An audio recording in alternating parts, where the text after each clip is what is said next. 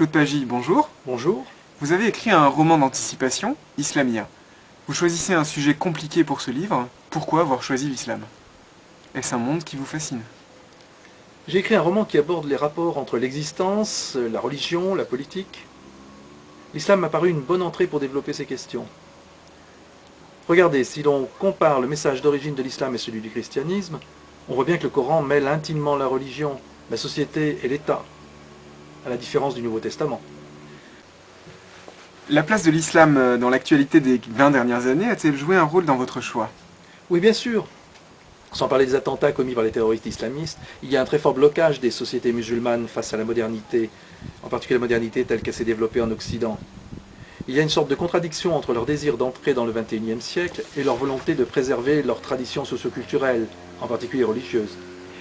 Quelle est selon vous l'originalité de votre livre?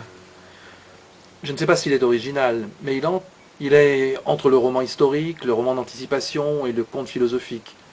Beaucoup de scènes sont inspirées d'événements historiques sur lesquels je me suis longuement documenté.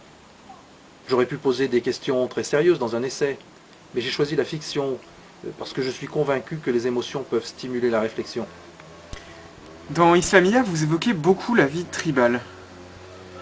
C'est un mode de vie complètement différent de celui que nous connaissons. Et pour les Occidentaux, il y a des aspects fascinants. C'est peut-être même la nostalgie d'un monde perdu. À partir de lectures de témoignages anciens et de mes voyages, j'ai essayé de reconstituer un monde différent et cohérent qui montre bien que la profondeur des sentiments n'a rien à voir avec l'abondance superficielle des objets.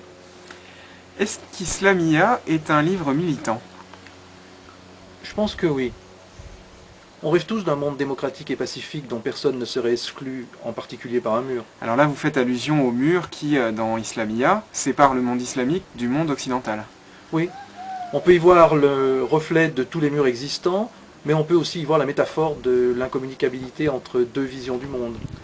Pensez-vous alors que votre livre pourrait être perçu comme provocateur? Je crois que depuis l'affaire Rushdie, les écrivains sont soumis à une forte pression d'une partie des musulmans qui voient de la provocation partout. Certainement que mon livre pourrait être perçu comme provocateur. Mais provoquer la polémique n'est pas du tout mon but. Je ne veux que provoquer l'analyse, la réflexion, le débat. Je ne traite pas de l'histoire que je raconte comme une anecdote, mais comme une fiction inspirée par plus de 1000 ans d'histoire. Alors, vos sources historiques, justement, on en a une idée quand on regarde votre bibliographie. Oui, tout ce qui a trait aux prophètes et au Coran est issu de ma lecture. Rien n'est inventé.